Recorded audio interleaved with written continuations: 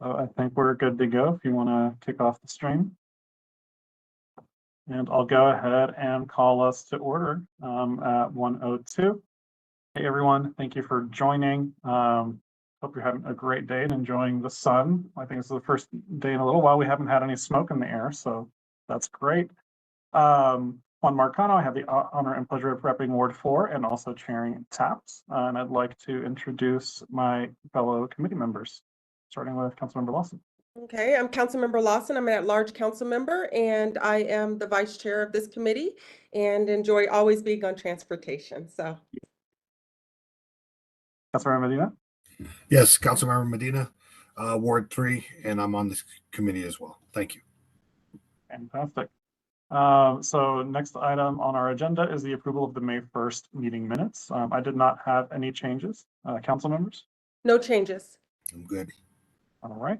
So the minutes will be approved. So if y'all can send those over, I'll get them back to you as quick as I can. Item 3, consent items. I do not see anything on the agenda here, so we'll move into general business for a neighborhood traffic calming program update. And I believe, Carl, are you going to be presenting on this one, or is Carly? Yeah, I'm going to be presenting. All right, fantastic. Good afternoon now, council members, staff as well. This is the near annual or close to annual update that we have on the neighborhood traffic calming program.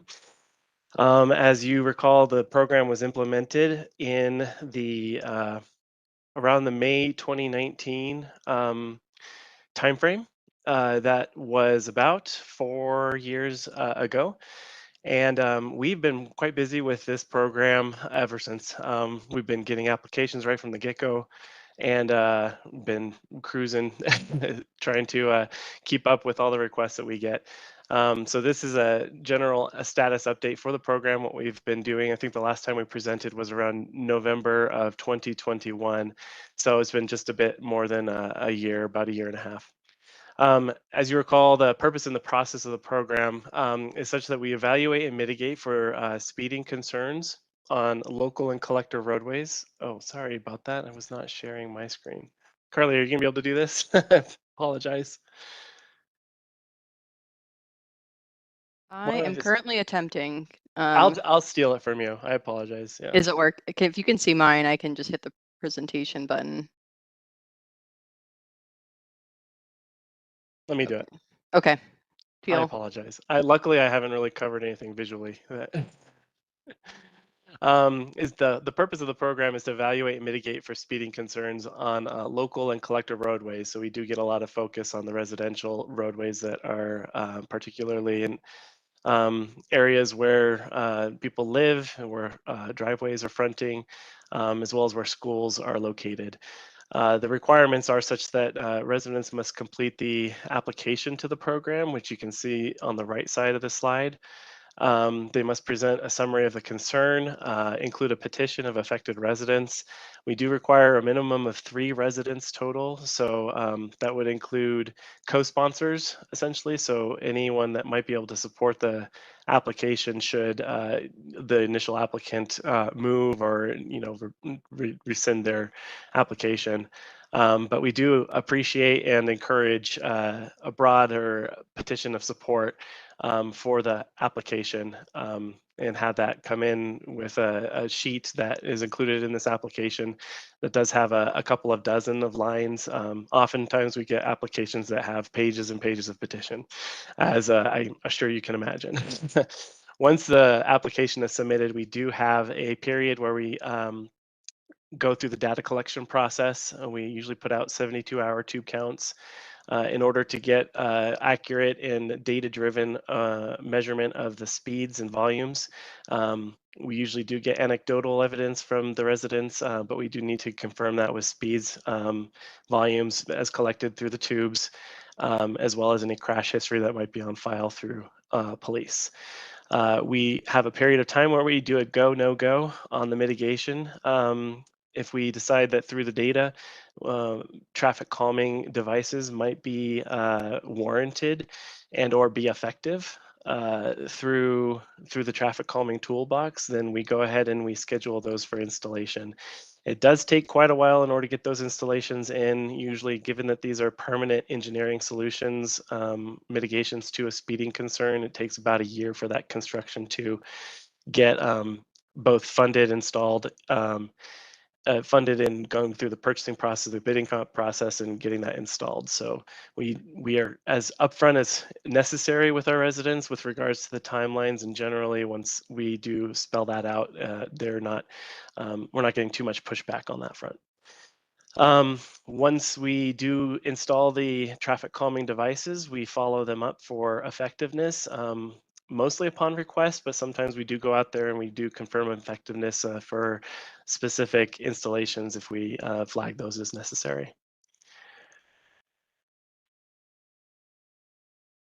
We do have several elements, and I'm sure that everyone by now driving around the city has seen them out and about. We have flashing radar speed limit signs.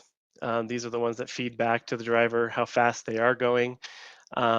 In addition to posting the actual speed, the required by law speed, so they can kind of compare between the two. We've noticed a pretty good reduction in speeds in the vicinity of that sign when we put these up. We've got our speed cushions. I believe that this is a location that was actually installed here in Aurora, and we have chicanes, which is also a location in Aurora. Mini compact roundabouts. These are a bit more expensive. Given all the curb work that needs to happen and the coordination through other public works entities for the design review for these things. And then we have other roadway striping, pedestrian crossing signs. This is an example of our flashing beacon. So this is push button activated. So anywhere near, for example, a school, where you have school children, or maybe to aid a crossing guard in getting across a given street, they might be able to push the button and have a much higher visibility sort of crossing as those lights do light up, and it's pretty obvious that exists. We have curb extensions and road diets that are also in our toolbox. We haven't done too many of those, but we do have a few curb work projects coming up this year. So far for the program, we've received, and this is now since I submitted this presentation out of date, we've gotten, I think, 3 applications since then, but 122 applications since May of 2019. You'll notice we have a pretty high percentage of actual installation, but there are some locations, some 25% of our locations that are not warranted. Just given that the speeds would come in low, and if there's no crash history or any other reason that they wouldn't be warranted, then we do send that communication back to the residents to indicate that traffic calming device might not be effective, and that it doesn't reach our thresholds for prioritization. Since the last update in early 2022 or late 2021, we have received 44 applications, which is actually a bit higher than normal as far as the pace from prior, but we've received 44 applications. We've planned on 27 for mitigation, many of which are going to be going in later this year, and some of which were installed at the turn of the year, so in November, December, and a couple in January, given the warm weather that we had. We were able to get those in. We got 11 that were not warranted, and we're still pending decision on 6 applications. This map is a pretty good illustration of all the devices that have gone in. It's hard to dive into detail here, given the overall view, but in my opinion, it's quite spread out throughout the city, all the populated areas of the city, again, focused on the local and collectors. So we're getting a lot of residential areas, and we're putting up speed limit feedback signs, doing a lot of speed cushions. We have a couple of roundabout projects that are slated for the conservatory area. We have some striping projects that have helped to delineate travel ways and slowed people down by narrowing up the travel way and defining it. We have flashing stop signs that have come in various wards. So those are just the typical overview of where our devices have gone in. And you can see where we've drawn our budget. It's a little bit skewed because last year we did get the additional $2.5 million received through the fall supplemental. But otherwise, we're camping out at a budget. We started off with about $600,000-$700,000 per year, and then had a variable amount come into the program. But we have managed to spend most of it on those app devices that I showed in the previous slide. And then the 2.5 million has been essentially mostly allocated towards larger traffic calming projects, and of which a lot of that is getting used up by the roundabouts. We have 4 roundabouts that are currently out for bid right now. And those roundabouts have shown to slow people down on our larger, wider collector roadways. The conservatory, for example, is one where we're putting 2 roundabouts in along conservatory in order to help slow people down in the vicinity of, was it Aurora Frontier, I believe, the public K through 8 there. Right now we do have, we had a $50,000 budget. We did get an additional $300,000 for 2024, thanks to the spring supplemental effort from the council members. So we really appreciate that. We'll be able to respond to the residents and let them know that certain installations would be able to be installed, where if we did have a lack of funding, it would be a little more difficult. All right, so for 2024, the first line item is a little bit out of date. We did get a little bit less than previous years, but the 300,000 should still pretty much cover our annual contract. It is a little bit less to the extent that, you know, when we do our prioritization, we're going to have to be a little bit more strict on our thresholds and the ability to install the ones that aren't quite as high in the priority list are going to be a little more restrictive. So anywhere where the speeds might be a little bit lower, or there might not be any school traffic that needs to be considered, might have to get pushed to a later year. So that's all just falls within our standard methodology that we've established for prioritization. And that's just an indication that we'll give to the residents as they apply. Again, we'll be accepting and evaluating additional applications as they come in. They'll be, prioritized on an annual basis depending on funding. The website still exists, auroragov.org at traffic calming, or our most active way of communicating with our residents is the traffic calming email address, which is trafficcalming@auroragov.org. Anybody who wants to is encouraged to go ahead and just email directly that email, and we have people monitoring that email every day. So the whole goal before that we have established is to do a before and after study on many of the representative locations. I'm not going to say every device that we're going to restudy, but we're going to look at a representative sample of some of our devices and just determine what is the effectiveness of these devices and understand where some of the most effective devices are and try to replicate that going forward. We'll be looking to present that to TAPS around mid-2024. And I think that's it. Oops. Anybody have any questions? All right, fantastic. Thank you, Carl, for the presentation. I'll go ahead and defer to my colleagues first. So, Councilmember Lawson, do you have any questions or comments? Yes, I do have a question and I have a couple comments. So, Yes. and I guess my question is, when you put in these traffic devices, especially the flashing radar ones, does someone come out and kind of look at an evaluation if there's a tree that you can't see the sign, or if there's somebody there's due to some parking issues that may cause someone not to be able to see a sign? And let me give you an example, because I live in this neighborhood and I'm so glad for the flashing lights. I live in a neighborhood where west is Parker Road. You come off Tufts and you can go through Smoky Hill. A lot of these people take this road. If Parker Road is backed up or Smoky Hill is backed up, or you're trying to get to Parker Road or you're trying to get to Smoky Hill, it's a curve. So people do speed around the curve, which I'm glad the flashing lights are there.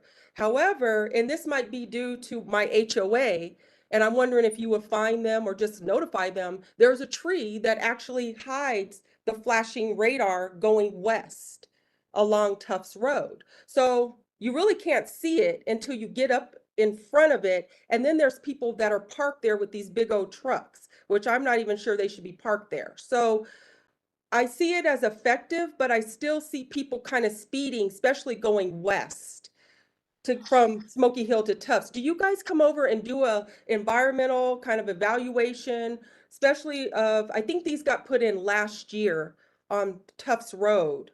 Do you come over and kind of look at the landscape, see if they're working? And I would be interested to see if they're even working because I still see people speeding. And I'm just wondering if it's just because of the placements of the signs. So I'm giving you an example of an issue that I see, but also it has two questions in there as well. Sure, yeah, and thank you for those questions and the indication that that is an issue for that route. Yes, is the answer to your question. We do tend to we do go out and we do an inspection of the installation itself to make sure that everything was in order, to make sure that the sign was set correctly. Um, there are certain elements that could potentially change those settings, which we do rely on residents to be able to tell us if the sign is malfunctioning. Then we'll go out there and try to fix it. With regards to foliage, trees that might be in the way, we do have code there that indicates that a tree needs to be limbed up where it would get in the way of any sign. So it is a bit of a case-by-case basis, but we receive and have received many many indications of when there is a problem with a given sign, and try to take it from there and evaluate them on a case-by-case basis. So with regards to the effectiveness of the signs, whether they're slowing people down, again, that is somewhat a bit of a case by case basis as well, because once we do get a report that essentially still concerns are there, we have that ability to go to the sign and pull the data from the last up to 6 months, I believe, of speed data from people that are driving by, and we can identify whether or not the sign is actually being effective. And if it's not, then we can revisit, if there are other traffic calming elements that should be warranted. Okay, and just Councilmember Marcano, can I just do a follow-up on that one? In that particular case, is that something that I could do through via a council request? Where I live at is very dense, so it has a lot of condos, townhomes, and it is a thoroughway that people go that you can connect to Parker Road and Smoky Hill, and that's Mhm. why a lot of people take this road, especially when things are backed up or there's an accident. So I would be interested. I still see people flying through. Some people are kind of they look at it, but with people feeling like, oh, it's not going to be any kind of recourse, they're just flying through anyway, going 30 whatever. And so I just wanted to know about the effectiveness. I definitely think it makes a difference, and it's important to have them there because of just the vicinity of where this area is and the density, and also we're on we're on a state highway and Smoky Hill. So thank you for addressing my question. I guess I'll send a council request on that. Yeah, I was going to say to encourage you to do a council request on that. For your position, we do have the Access Aurora outlet as well. We get quite a few requests from through that route for us to go out and take a look at that installation, those installations, to see that they were performing effectively, and if not, to do some follow-up study. Yep. All right. Thank you, Councilmember Lawson. Councilmember Medina. Yes, thank you, Councilmember Marcano. Yeah, I just have a quick question. What is the cost of the speed bumps in general? Yeah, it varies on the width of the road. It varies on how many speed cushions and tables that we're trying to put in, and how many sets for each application. I would say that each cushion can range from about $3,000 to $5,000, and oftentimes we can resolve the speeding concern with 3 cushions wide. Sometimes, if it's a very wide road, we have to go up to 4 cushions wide. So we're looking anywhere between $10,000 to $15,000 per set. And sometimes we would be putting in 2 sets to address one particular complaint. It depends on the length of the road that we're trying to address, Right. and whether or not 2 sets would make sense, or 3 sets. So 10 to 15, I would say, is an appropriate range per set. Thank you. Yes, and I'd like to also offer opportunity for you guys to come to one of my town halls as well and do a presentation on that too. So, all right, thank you, Okay, thank you. Councilmember Marcano. All right. Thank you, Councilmember Medina. And I had a question that Councilmember Lawson asked, so I'd actually like to add a follow-up then, and this is regarding the efficacy of radar signs. Because my understanding, at least from the research that I have read, is that they tend to have a kind of like immediate impact, but it is pretty short-lived. Folks kind of get used to the signs being there. And my recollection, when I first got on council and we had our individual budgets, it's that like one of these signs was around 40,000, right? Like 35 to 40,000, something like that, which was most of our individual traffic calming budgets. So with that in mind, the comment I wanted to add was that I really feel like if we're going to be measuring the efficacy of these things, we should be doing it immediately before and immediately after they're installed. Because I think over time, you know, you're not going to be able to capture a baseline, if that makes sense, as to how effective this improvement has actually been.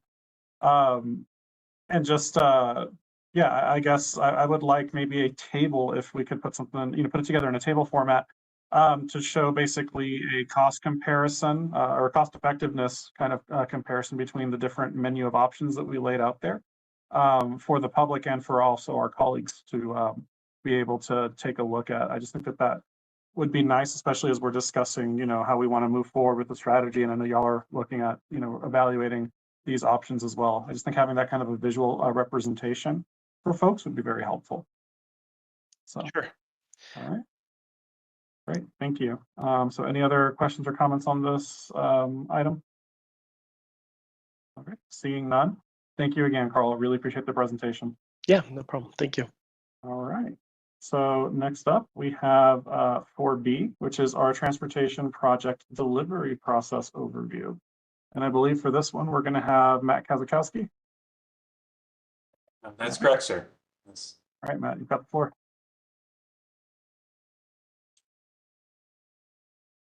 Okay. With any luck, you should see a presentation. We see it.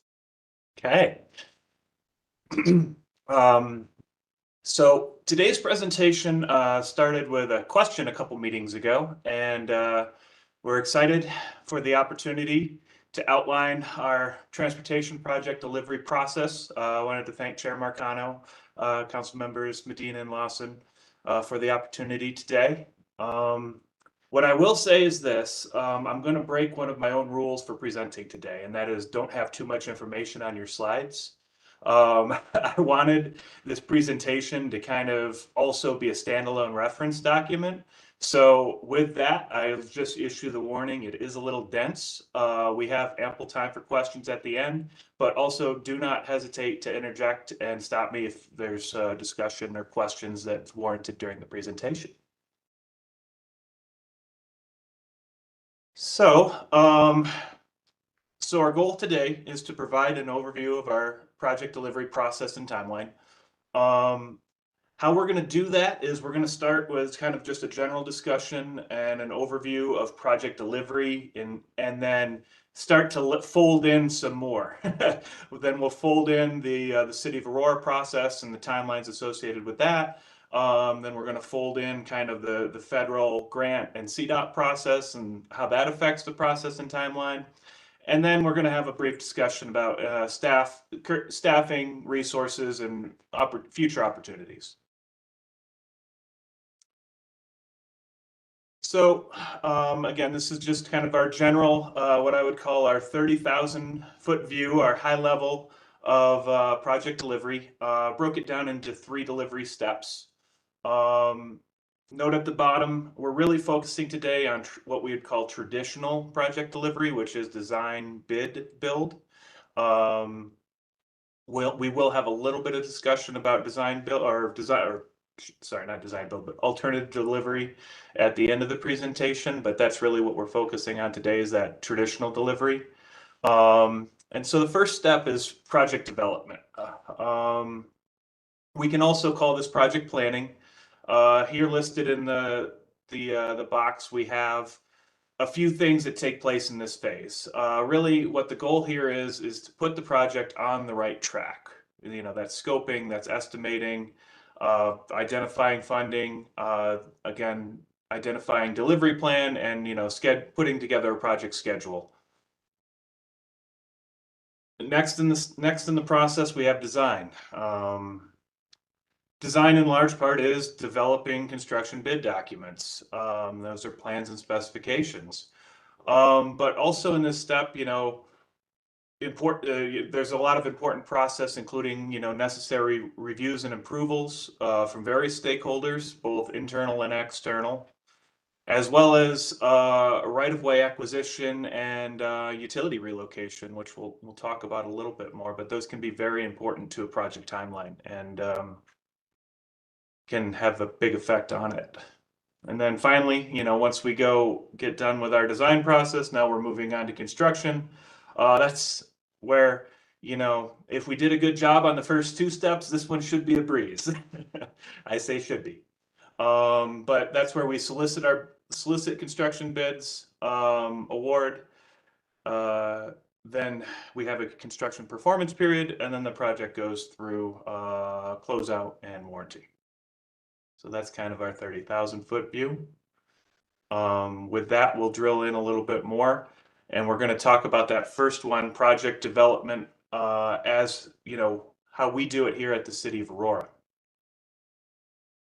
So some considerations, a lot of times our projects that we take on in our transportation delivery group are going to be preceded by planning studies. You just included in this slide, the bicycle and pedestrian master plan. I would also point out that we have a current project to redo the city's, or not redo, but for the first time have a fully multimodal transportation master plan. That's in process as well. That's going to enlighten the workload for transportation project delivery for some time to come. Another consideration is, what I'm sure everyone's heard the term color of money.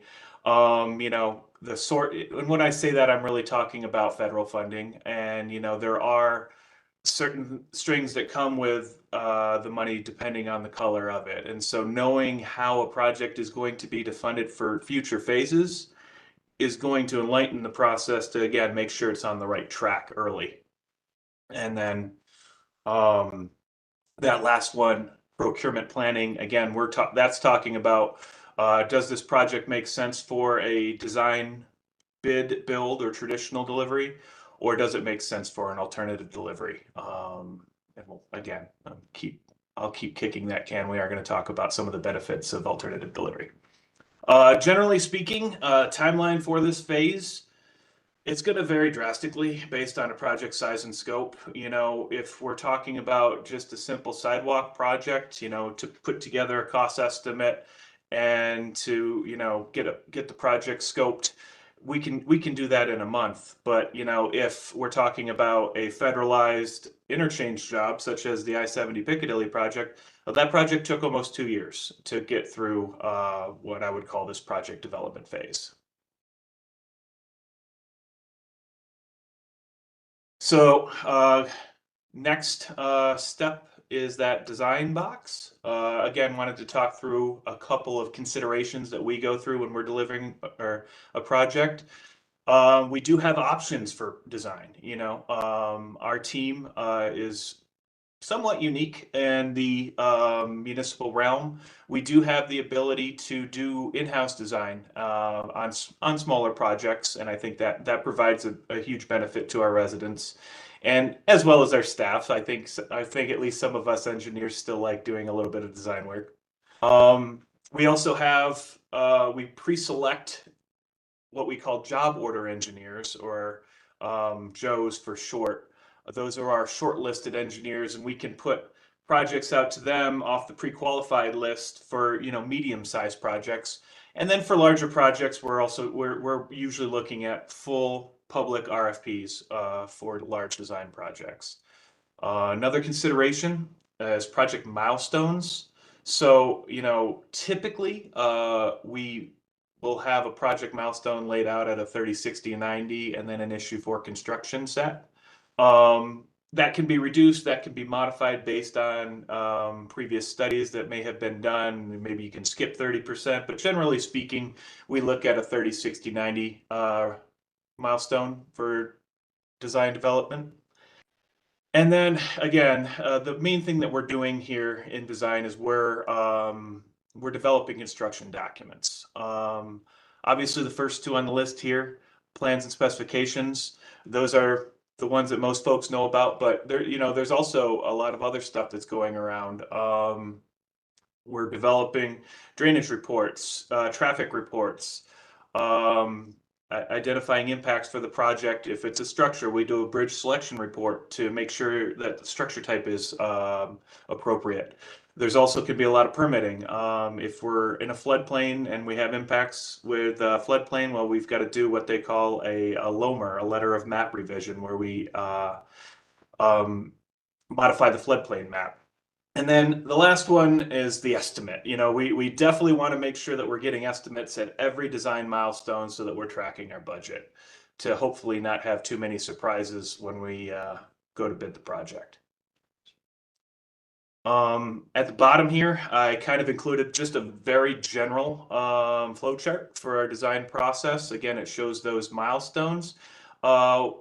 I put the asterisks here on the contracting. We're going to talk a little bit about the contracting process on the next slide, just because our contracting process for design and construction is very similar. So I was only just talking about it once in this presentation. But on this slide here, what I wanted to draw your attention to was that 60% design. And that's where, I talked about how utility relocation and right-of-way acquisitions can be important. On most projects, we're not far enough along to start those processes until we're at a 60% design, because we don't know what easements or what right of way we're going to need to acquire, or what utilities we're going to be impacting. That 60% is really an important milestone, because that's where those other processes branch off. And you can see I put the note here. Utility relocation and right-of-way acquisitions can become critical path for a project. And I would say for larger projects, they often do. And then finally, just talking about timeline for the process. We're generally speaking, I think 2 to 4 months per milestone is a good rule of thumb. And then, overall process, I think 6 months for a simple in-house design is feasible. But again, for some of these larger, more complex projects, perhaps federal funding with a public RFP, 2 years is the high end.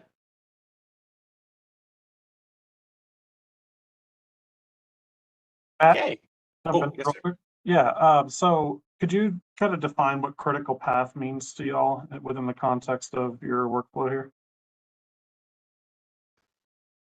Yeah, so critical path, generally speaking, for those who might not be acquainted, when we lay out a project schedule, there'll often be a lot of processes that we track, whether it be permitting or utility relocation or just the normal design process. And a lot of those processes will run parallel.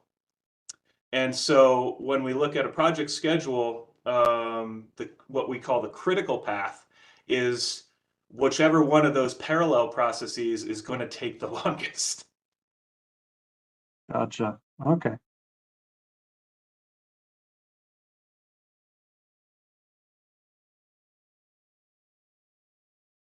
Okay, so finally, moving on to that final phase, construction. I promised a little bit talk about our procurement process.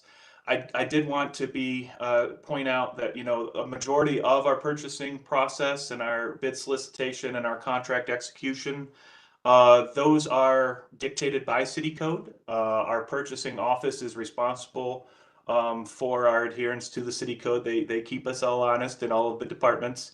And we do have Bryn Fillinger on the call. She was graceful enough to join us today, but I'm just going to talk very generally about the process.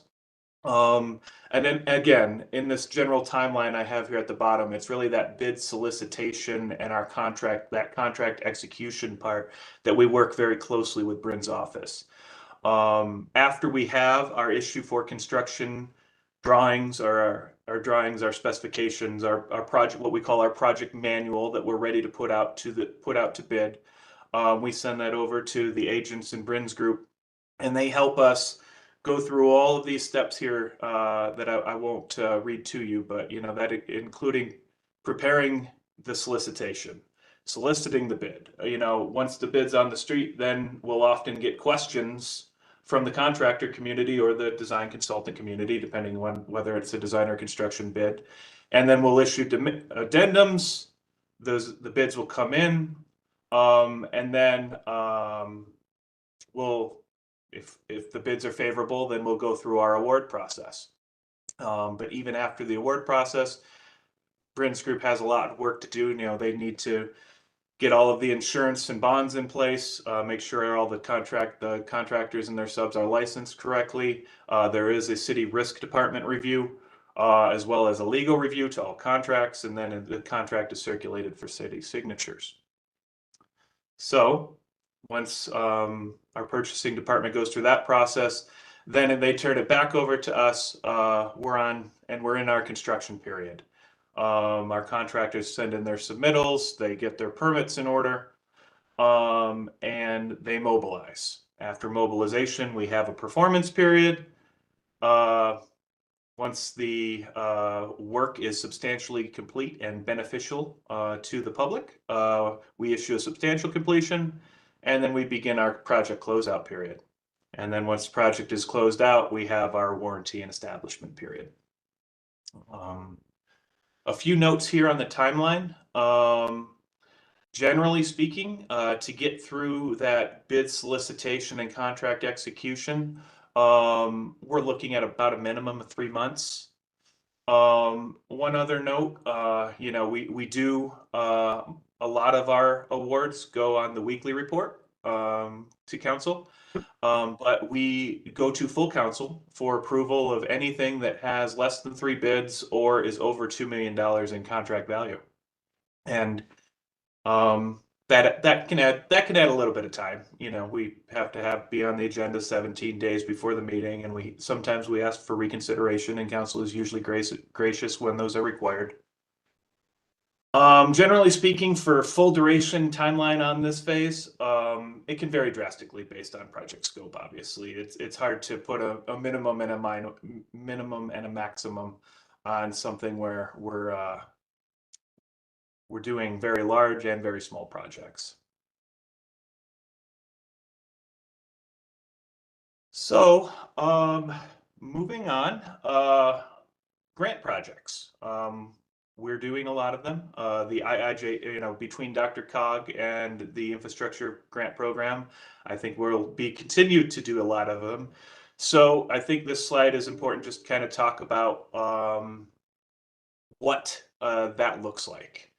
So the first topic that we really wanted to talk about in that objective is what's called CDOT local agency oversight. What is CDOT agency oversight, and why do we do it?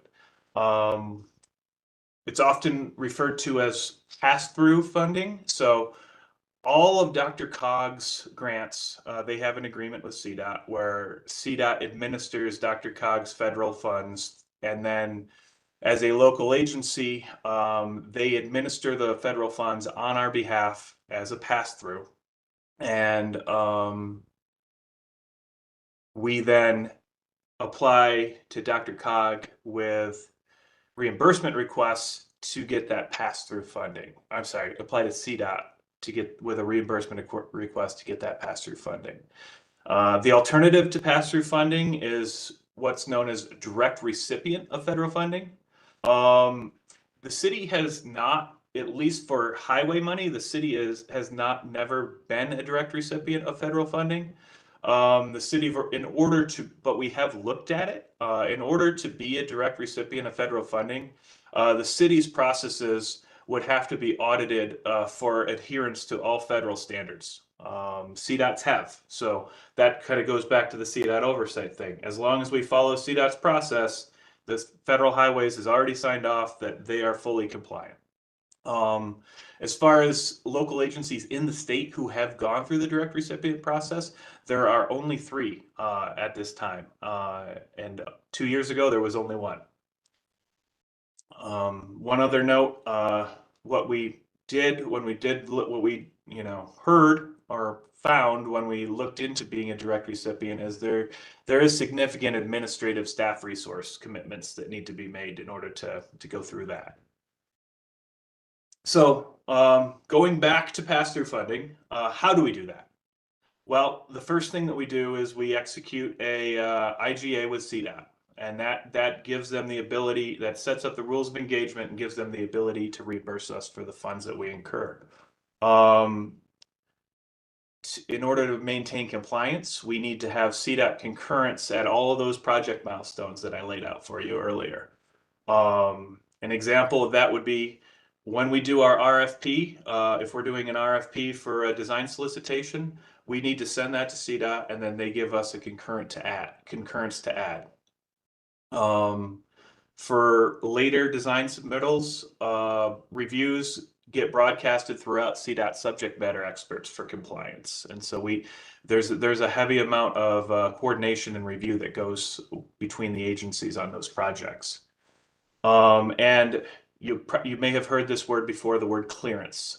So we need to obtain CDOT clearances on over a dozen areas. The most significant that is specific to federalized money is what's called the National Environmental Protection Act, NEPA. You may have also heard the term categorical exclusion or CADEX. Our goal is to get a CADEX, but some projects such as I-70 Piccadilly do require full environmental analyses that can take a significant amount of time and resources. And especially if impacted resources are identified. Mhm. Also, one other note is whenever a project is federalized, we do need to follow the Uniform Relocation Act for right-of-way acquisitions. I won't get too into this because I think Hector in Public Works could do an entire presentation on right-of-way acquisitions, but generally speaking, it does add some process to our normal city right-of-way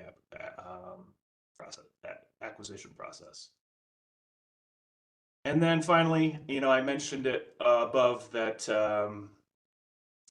in order to maintain federal compliance, we have to utilize CDOT processes, which includes all of their specifications and procedures. So we basically we fit our project into their mold, and that leads to a lot of CDOT paperwork, which is kind of my final slide.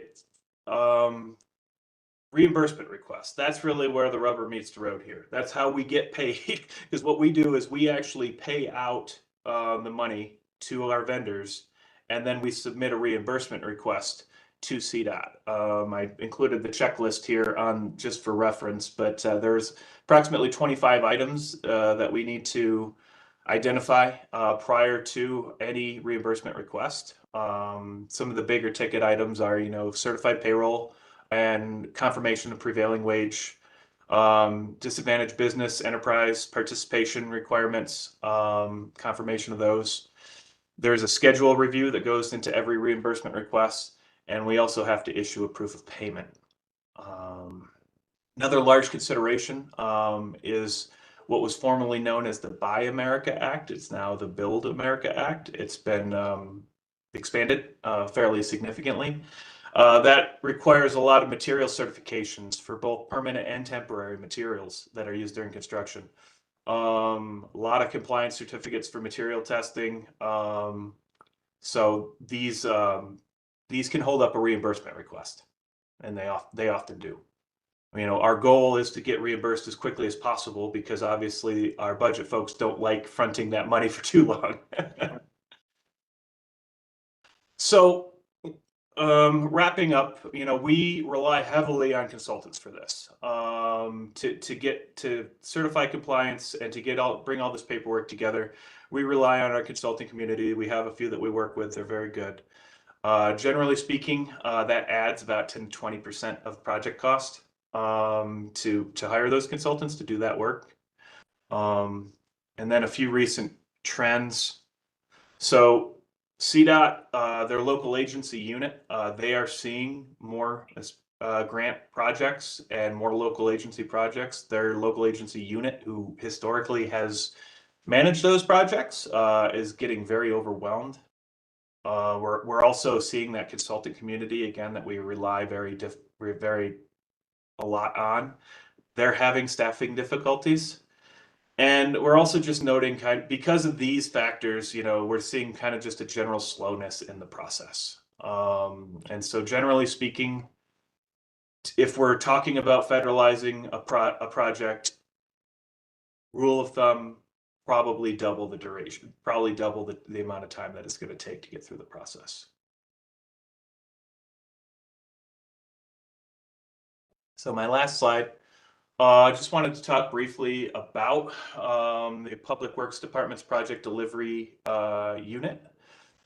We have a staffing level of 15 FTEs and 1 contingent staff position. We are currently actively managing 45 projects. Those projects have approximately $250 million total value. That is obviously not entirely funded. Some of those projects we are looking for construction funding on still, but I think just to kind of, not to be dramatic, but to put out the gravity of what the work that's being done, it does have a total value of that. And I would add that of that value, approximately 150 million is fully funded. We also have 15 projects where we issue interagency or interdepartmental support. We support our parks projects, for example, all of their median projects. We help them out with civil plans and things like that. And then I mentioned the staffing levels. We have our metrics here on the positions. I would note that the group is currently experiencing some staffing difficulties. We currently have 6 vacancies of those 16 total positions. To mitigate that, we do have a staff augmentation contract that's been executed, and we've been relying on some folks from the consultant community to help us out and try to maintain our workload. And finally, feels like I've been talking for a long time. I'm sorry. We came up with a few. We brainstormed and came up with a couple opportunities to streamline here. I think continuation and possible expansion of staff augmentation is a potential to increase throughput in the group. We've also talked about I mentioned that we pre-qualify design consultants, but we do entirely open public bids for construction delivery. So there may be an opportunity to look at on-calls for construction project delivery to potentially get some better contractors on board and have some projects delivered faster. And finally, I know I promised it at least twice earlier in the conversation, alternative delivery. So this is something that the city uses in other departments, but we haven't used very much on transportation projects historically. The I-70 Piccadilly project was the first design build project that we did out of Public Works. Design build can be useful because you bring your designer and your builder team on at the same time, and they work together under one contract. It can be useful for accelerated timelines, which is why we did it on I-70 Piccadilly. And it also assigns a lot of the risk to the builder. They give us a firm price up front to figure it out. And as long as we have a good RFP and good rules of engagement, we can transfer a lot of that risk to the builder. CMGC is another contracting method that our facilities department and our water department use a little bit more than we do. This is really done where we hire a designer and we hire a contractor while the designer is still bringing the design, but they both work for us as the client. And what that does is, by getting that feedback from the contractor during the design, you can mitigate a lot of those surprises that might come on bid day.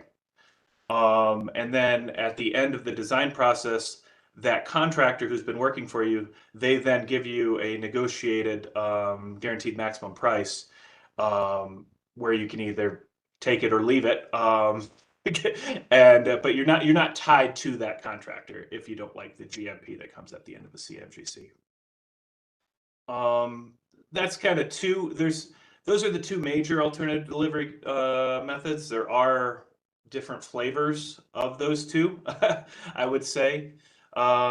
And just a general thought, alternative delivery, it's really for larger projects. It probably doesn't make sense for a lot of the smaller projects that we do, but for some of the larger ones, there is a significant benefit here. So with that, this is an FYI presentation, so we don't have a question for council, but we're happy to entertain any questions you might have for us. All right, thank you so much, Matt, for that presentation. I'll defer to my colleagues first. So Councilmember Lawson, do you have any questions or comments? Yes, thank you, Matt, for the presentation. I appreciate it. So I got a little bit more learning about this, which is really important. So I'm going to put on my kind of driver residence living in Aurora hat. So when I'm looking at how we're doing roads and you're driving, sometimes I wonder, what was the engineers thinking when they developed this? Or what were they thinking when they see all this traffic and we have all this development and it's so hard to get in through intersections and where's the lights? You know, I'm just thinking this as a driver throughout the city. And I guess when you were talking about the amount of time that has to be done with the traffic studies, when we're doing design work like this, especially when we're doing major roads, like maybe like Piccadilly, or how we're expanding any kind of roads, how much, I forgot, what is the process on that? Do you look at, and I probably should know this, do you look at what's there now and what's driving through now, and then look at the anticipated development that's happening and how that will increase in the future? Does my question make sense? It does. I mean, yeah. So what is I guess what I'm trying to understand, within that time frame or within this development phase of it, how does that all factor in? The kind of starting, kind of where we're at now with all the development that's happening, and then the future growth. I saw Carly turned her camera on, so Oh, okay. I could try to start this answer, but I know Carly, I would need to rely on her anyway, so I'm going to defer this one to Carly if that's okay. Okay. Sounds good. Thanks, Matt. Carly Campuzano, traffic manager. Yeah, I heard the word traffic and you might need to perk up. Not that I wasn't listening to the whole presentation though, Matt, so sorry. Yes, so Matt's presentation was really about just the project delivery phase. So there are a lot of phases before that where we are prioritizing projects, defining the scope of projects, identifying, you know, what projects are eligible for grants and what level of funding we have for each project. So all the timelines and info that Matt gave is really like after all that's been done. So the project is scoped and it's in his group. But to answer your question kind of more broadly on the traffic side, so our traffic engineering group and our transportation planning group, there are a lot of different traffic studies and different higher level studies we do to scope projects. And so we do have some larger projects, which I'm sure you've heard of, NEATs and SEATs, which are more the larger level. And then when each project, a development project comes in, they do their own study that shows how they fit into the larger study for the area. And they study current day traffic levels, and then they project generally 20 years out into the future to see what infrastructure is needed. A lot of what Matt's group does as far as project delivery are the types of projects that we are not anticipating being done by the development community. So a lot of those projects are identified for a lot of different reasons, but based on maybe some resident feedback, council feedback, our own observations, our own traffic studies or crash reviews are kind of the projects that we're scoping for those types of items. And Matt's group also does kind of the bigger infrastructure projects that maybe developments contribute a part of, but aren't fully obligated to do, like the I-70 Piccadilly interchange. But I guess to answer your question, there are a lot of different traffic study steps that come before that, where we define all the requirements. And then Matt's group works with a lot of the physical constraints out there to make them work as best they can with all the different, with the different environments out there, with utilities and all the different civil things that we have to work around in right of way. That was kind of higher level. Does that make sense? No, that makes sense. And thank you Okay. for that. And when he said that there was some implementation of traffic study done within that, I just wanted to make sure that that's why I asked that question. So thank you for that. And then Councilmember Marcano, can I just ask one other question? Also, within the grant process, you stated also too that you guys have to check off these different boxes. And of course, for the federal government, you definitely have to check off if you guys are actually, or if these projects, if we are actually bidding out or at least offering the opportunity for women and minority-owned businesses to kind of participate into these projects. So I guess my question to that, and maybe this is a deeper level question, is, and you don't have to go into the procurement process, I kind of know how that works, but I haven't really seen on some of these projects that we have done a lot of women and minority owned businesses. So I'm trying to figure out, how do they just not come? Are we just not kind of reaching out to some companies, even if they are in the city, in the state, or outside the state? Because I know that there are companies and businesses that are women and minority owned that do this type of work, and that has been seen in Denver. So I guess I'm just trying to understand, how are you guys kind of checking off that box in a way? Is it just because no one's applying or wants to be interested in Aurora's projects? So there's two. Go ahead. Sorry, go ahead, Cindy. No, go right ahead, sorry. Okay. So we have, there's kind of two sides to that. There's federally funded projects, and then there's locally funded projects. I'll start with the federally funded projects. For federally funded projects, CDOT actually has an office that define their civil rights office defines we call it DBE, Disadvantaged Business Enterprise. Underneath the DBE, I believe there's 4 or 5 categories. There's small business, minority-owned business, women-owned business, veteran-owned business. Yeah, okay, 4. I came up with 4. I think that's all of them. And so we get a percentage of the contract from, they set that goal through CDOT's Civil Rights Office. And then our bidders are responsible to hit that goal. And so how they'll often do that is the prime contractor might not be, in fact, a DBE. In fact, I would say it's somewhat rare for a prime contractor to be a DBE, depending on the project size. But they'll find a piece of the project that they can break off to hit that goal. For example, just on the I-70 Piccadilly project, our prime contractor is Lawrence Construction. They are not a DBE. However, they are using their concrete sub, whose name is eluding me right now, is a DBE, and so they've scoped out that portion of the project to hit their DBE goal.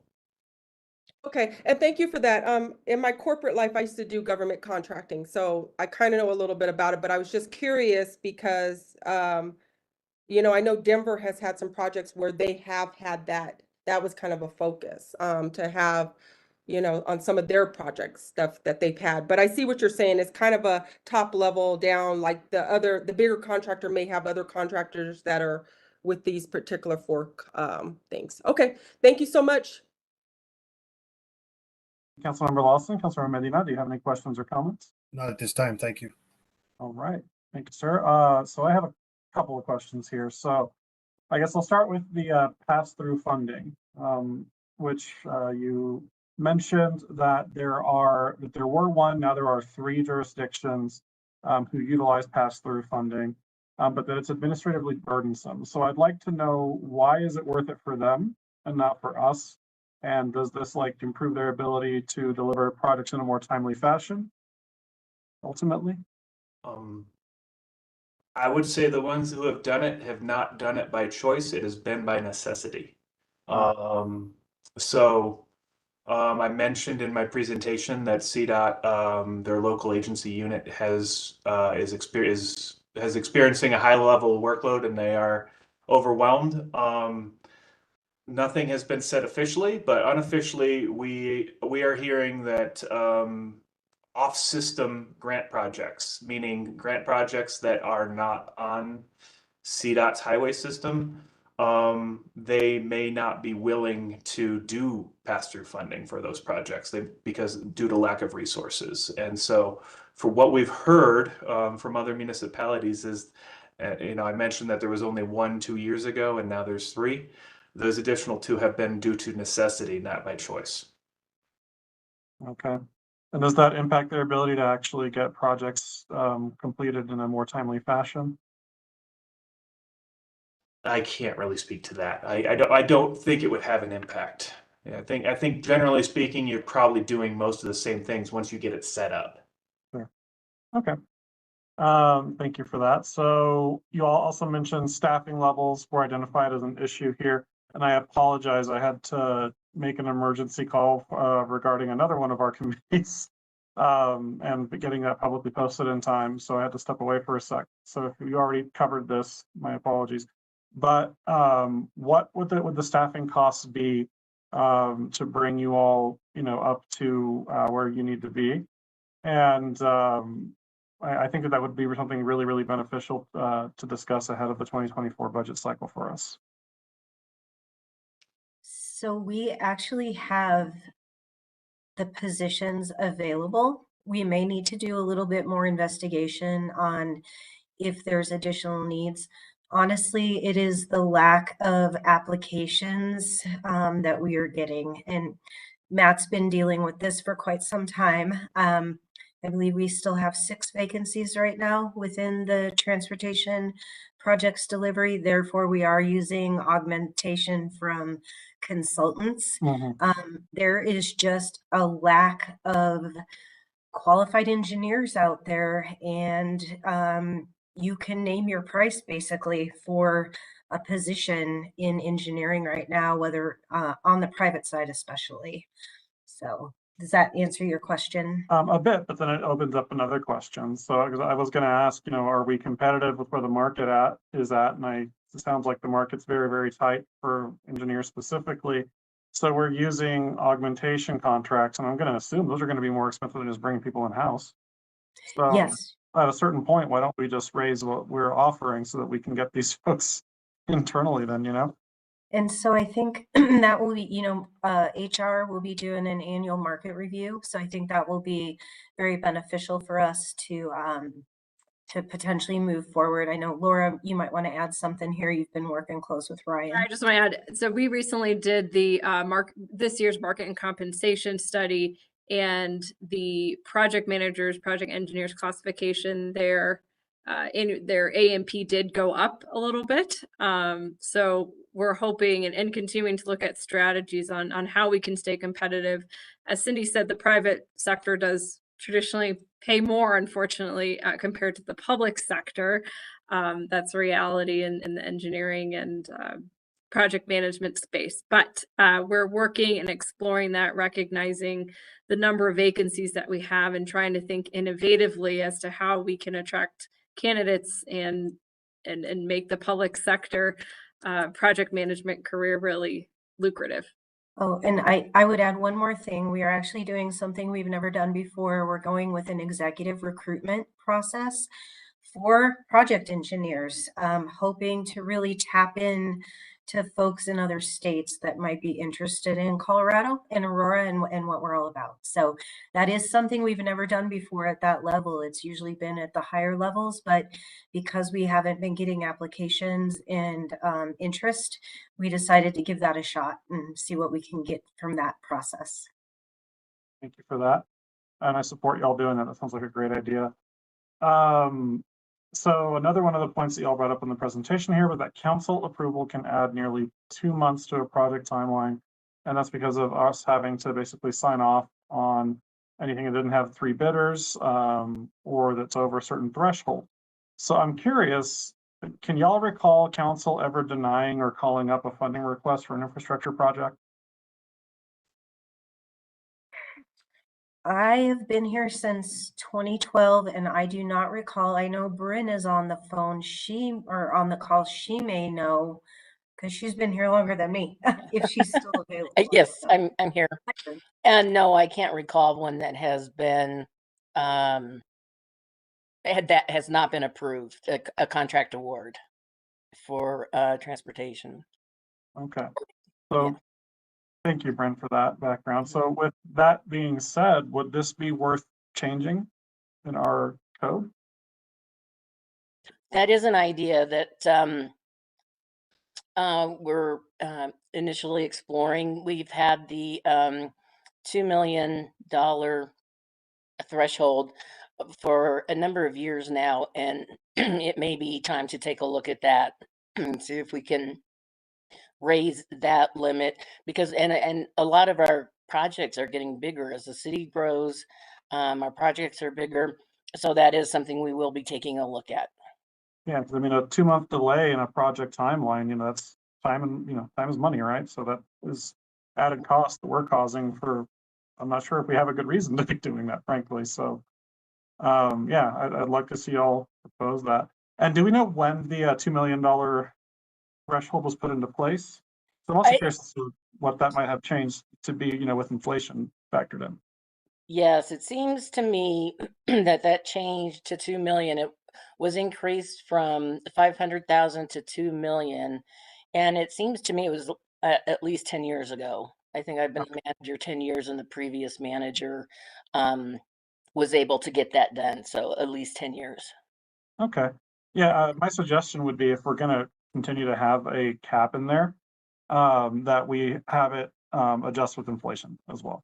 Oh, got it. Okay. Thank you. Yeah.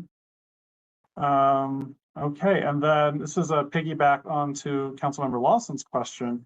But what are we doing to improve the number of prime DBE contractors? Because this is something that I have heard a ton about from folks in the community over the years. And I understand, Matt, that they often do sub out, right? A prime will sub out to folks to meet these thresholds. But what are we doing to help these folks actually get the prime contracts as well? Because they're stuck in that loop, and that's one of the big complaints that I've heard from people. So I'm going to be speaking for someone else with this, but we do have a office of small business assistants on the second floor at the AMC.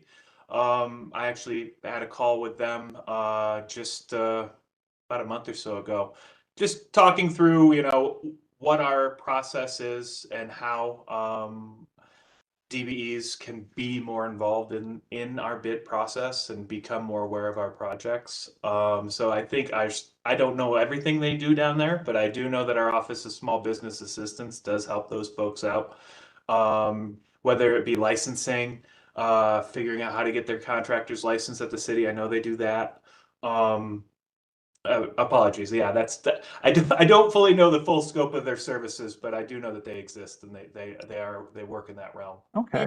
And I'd like to just jump in real quickly. The city is undergoing with a consultant a disparity study in the city's contracting, and so we're in the middle of that. And based on their findings, and they'll first of all see if there is a disparity, and then secondly have some recommendations. And I think yeah, we have heard also that they're looking for more outreach, so that is something we're actively looking at as well. Okay. I think a presentation on what we're doing to help folks get into prime would be really helpful. I think that would probably be more appropriate for like PED than TAPS, but just my 2 cents on that for whoever could maybe put a bug in the ear of the folks on the PED committee. So Councilmember Marcano, can I just ask a question? When is that study going to be completed? I understand it's going to be completed It seems like the fall of this year, Okay. Okay.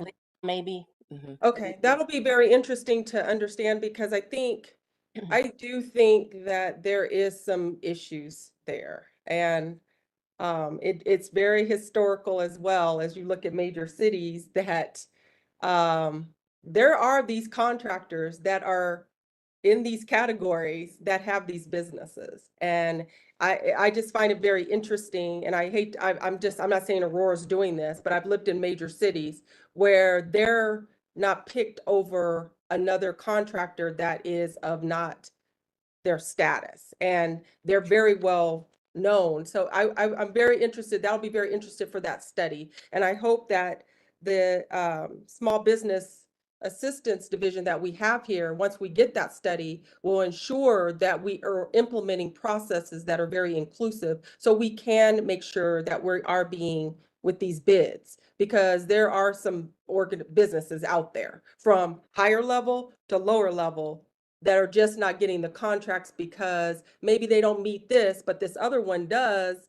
It's just very interesting. And like I said, that used to be my world a long time ago. And I know how government contracting and some of that goes. So just wanted to give my thoughts on that. Thank you, Councilmember Marcano. You bet. I'm actually going to add on to what you said here, because it's kind of like a catch-22 that we create, right?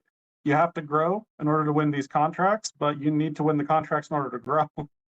So it's a lack of equitable economic development on our part, right? So, and I think we're getting out of the subject matter realm of TAP specifically, but nothing in the city is truly ever independent, right? It all runs together. So yeah, I think this is something that we need to discuss more as a council, and I think it'd be a worthy conversation for the PED committee. But let's see here. So in terms of opportunities to streamline our deliverables, because this all started with my getting upset, frankly, about how long it's taken to get like a sidewalk built in Ward 4, which I actually do have on miscellaneous matters. I want an update on that. But yeah, so what else aside from maybe we need to raise the pay rates for our engineers here? I think that's certainly something that we should do. What else can we think of doing here? Like maybe getting council obviously out of the or not necessarily getting council out of, but raising the threshold before we need to get involved for a project. What else would you all recommend? Like if you could have it your way, that's kind of what I wanted to get out of this presentation to improve our deliverables. Obviously the federal issues, that's a tangled web that we can't necessarily deal with ourselves here, but locally here, what can we do?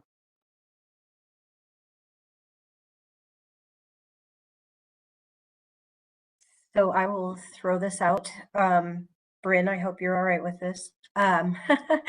Some of the things that we have to do is actually write requests for proposals, right? And those are very time consuming and they can take time. I think if there was a way to work with Bryn's team, meaning that Bryn's team probably also needs to expand. I know she's been able to hire a few people, but given the Bryn, I don't remember how many invoices you guys do every year and RFPs on top of that, but it's in the thousands.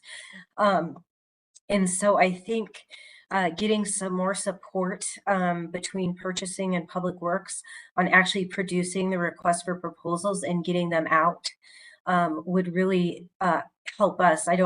Matt, you spent a lot of time doing a lot of those requests for proposals and stuff. And that's just one area that I can think of. And Bryn, I don't know if you have any thoughts on that or input, and I see Ryan just turned on his camera. So. Right. I have nothing to add to that, Cindy. Okay. Okay.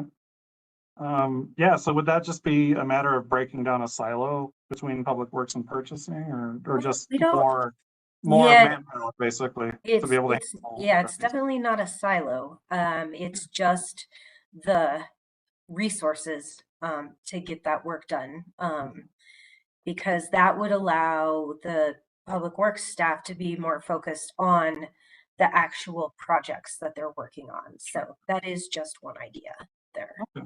And more staff was great, but hopefully this executive recruitment process that we're going through will bring some good opportunities there. Ryan, did you have anything you wanted to add? I noticed you. Yeah, no, I appreciate it, Cindy. I mean, one thing I wanted to mention, I know I've only been here for a month now with the city, so this is my new opinion, I guess. I mean, one of the things that I've seen that helps to streamline some projects. I mean, I know we talked about federal funding and specifically that sidewalk project you're talking about, Chair Marcano. I mean, some of those smaller projects like that, trying to keep federal money out of those projects can help to streamline them because if they're locally funded, that helps to streamline those projects. So local funding, I think, is one way to get projects done quicker as long as we have a sufficient amount of local funding to be able to help streamline the process a little bit, because then we don't have to bring federal money into smaller projects like those sidewalk projects.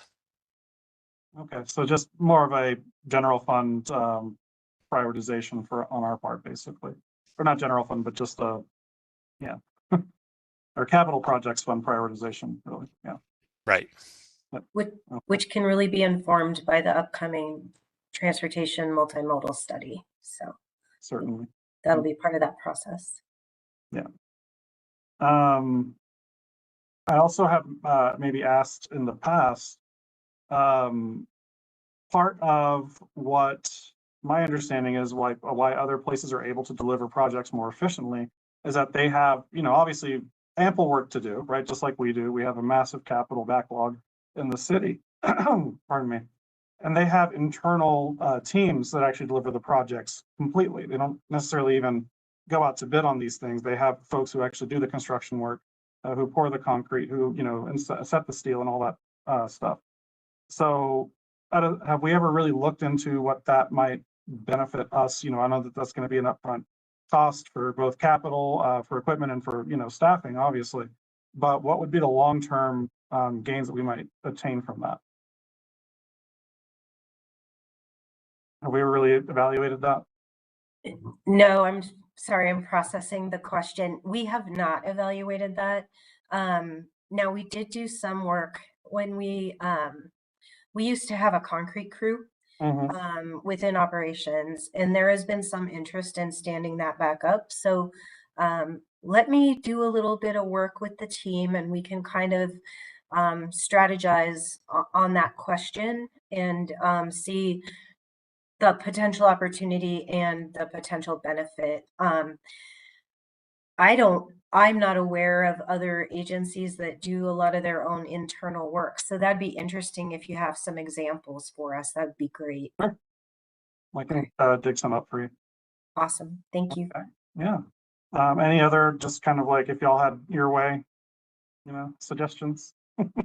Chair Marcano, if I could ask the team, we do use on-call contracts for some small, I refer to them as on-call contract job orders.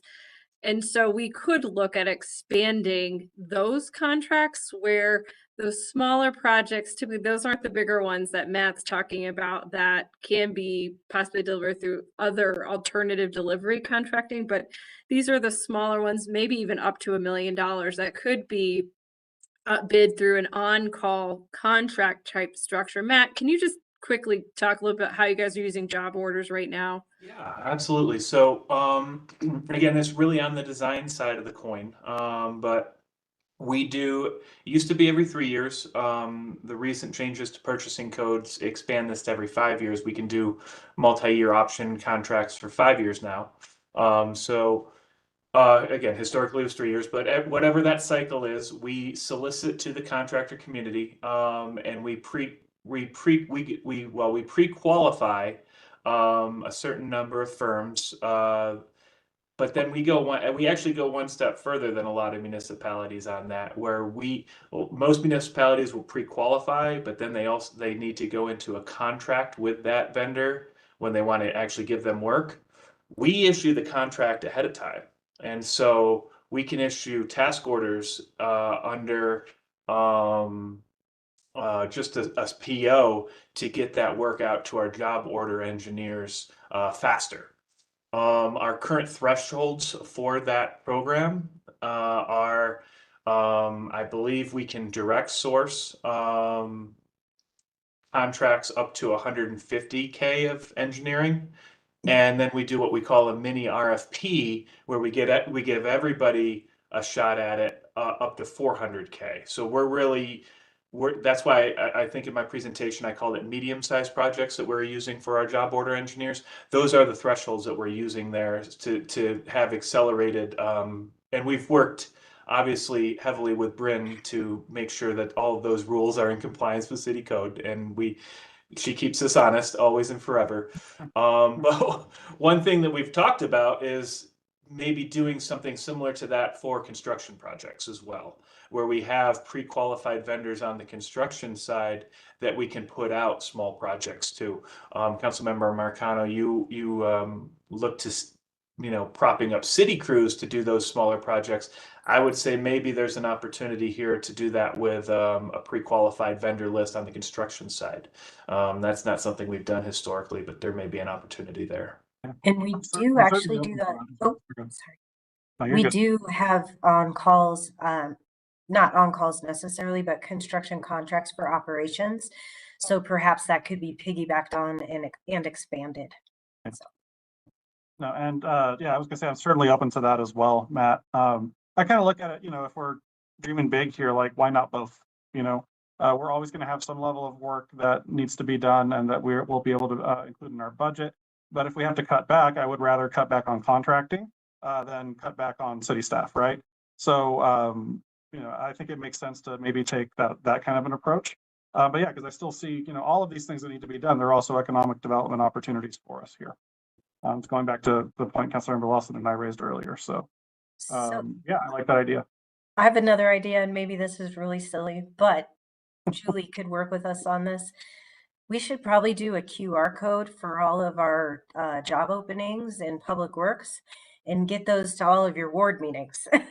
And maybe you guys could make a point of saying we have openings, and then they could scan the QR code, because maybe that's an outreach, that's an outlet that we aren't able to tap into right now. I don't know. Just a silly idea. Even being able to put that out like on social media, I think would actually be more effective even than having a QR code in our ward meeting. So that, right. I don't want to speak for everybody, but like some ward meetings don't have the highest attendance. You know what I mean? So that's a different crowd. Yeah. So yeah. But yeah, no, I like that as well. Thinking outside the box there. With regards to the concrete team that you mentioned, Cindy, could you tell me why we stood that down and how much it cost? And do we still have the equipment? We're just missing the bodies? Like, what's the deal? It was a decade ago, I believe, and it was a resourcing issue. We had to it was easier to contract all the concrete work out than some of the day-to-day duties that all of our crews are participating in, whether it's trash pickup, potholing, parking lot work, other other paving responsibilities. And I'll have to get with Lynn. I don't know what the cost of it was or if we still have the equipment, but we can definitely get that information. I would love to know that, because I think that would be a great place to start. Because especially like, if I had to pick a pet area for us to start, doing this kind of stuff for, it would be sidewalks and ADA improvements. Correct. So, all right. With that, I know that we're about at time here, so I'm gonna shut up. I could keep going, but I won't. So thank you all for the presentation and for active participation in the Q&A. So we'll move on to miscellaneous matters, and I did have a miscellaneous matter, and that is, well, two of them. Where are we at on the council chambers ADA improvements? So we saw the plans, 6 months ago at this point, but I haven't heard anything about that. And then where are we at on the citywide ADA compliance effort? On the council chambers, we've just completed the design development drawings. And so I just completed that review this morning. And I sent that forward with the authorization to proceed to construction drawings. The design development estimate is luckily within our budget. So as we continue to refine those with the construction details, that estimate will go up a little, but I thought that was positive. Usually that first round is when we get quite the shock. So still looking okay on that. So sending forward to, for construction documents, those will take a few months for them to finalize, which would still put us on track if we're able to bid it, later this year. Great, thank you. I was afraid that was gonna go the way of the 9 Mile Bridge. So far, we're okay. Fingers crossed. Good, good, good. And then the citywide compliance position. Yeah, so we have a project in Public Works with 2 phases. The first phase was to do a citywide gap analysis. And then the second phase was to basically take the findings of that gap analysis specific to the right-of-way and begin an update to our transition plan in public work in the public right-of-way. So that citywide and then there's kind of a third phase that's offshoot to that, and that is recruitment of an ADA coordinator to kind of be the champion of these efforts moving forward. You know, this public works project and the citywide gap analysis that we're doing is going to be a roadmap for that person once they get started. And so the citywide gap analysis, or phase 1, we have a draft of that. We're actually gearing up now to do some public outreach to finalize that draft and what we've heard from city staff as we've met with city staff. And as far as phase 2, we're going full speed on that. I'd have to look at the latest project update, but I believe we're approximately 40% done with data collection citywide, inventorying the city's infrastructure for both compliance and non-compliance. And then, so yeah, happy to entertain any questions, but that's a general status update where we are. Okay, great. Well, I don't have any questions on what you do. I have a comment. And I just wanted to thank you for the update, because I know that we approved that in our budget, but then we hadn't heard anything about it since. So I was just wanting an update as to where we were. Councilmember Lawson or Medina, do y'all have any feedback on what was already raised or anything else that you wanted to raise? None for me. None for me. Okay, well, thank you all for that. Okay, and then anticipated topics for our next meeting. Yeah, thank you, Chair. So I think I would be remiss if I did not mention this is Matt's last meeting with us.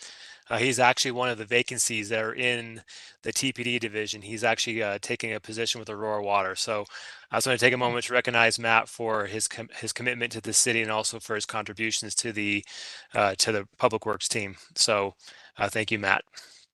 Thank you, Yeah, Matt. you didn't clear that with the committee. Yep, Thank that's what I said too. We really appreciate your work, Matt. Thank you so much. But you'll still be with us, but you know, we'll miss you here. So. And as far as next month's meeting agenda, so we have one item on the agenda right now. It's the Parker Road Corridor Improvement Study. So we're going to give a project status briefing. Our transportation planning team is actually going to lead that item next month. So that's the one item we have on for the June meeting. Okay, great.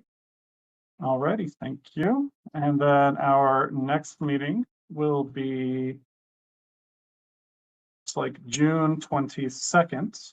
And I see that that's overlapping with the Accelerate Colorado trip. Is anyone going on Accelerate? Okay. I see Councilmember Lawson shaking her head. Councilmember Medina? No, okay, I'm not either. So great. So will the usual time then, 1 p.m. on the 22nd work? All right, fantastic.